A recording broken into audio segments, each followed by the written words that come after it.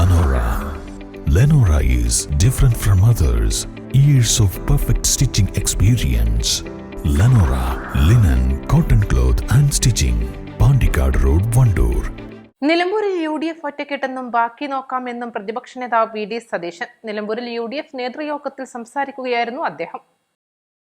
നിയമസഭാ തെരഞ്ഞെടുപ്പിന്റെ ഇന്ധനമാണ് നിലമ്പൂർ ഉപതെരഞ്ഞെടുപ്പ്. നിലമ്പൂരിൽ മഹാവിജയത്തിന് തുടക്കം കുറിക്കുകയാണ്.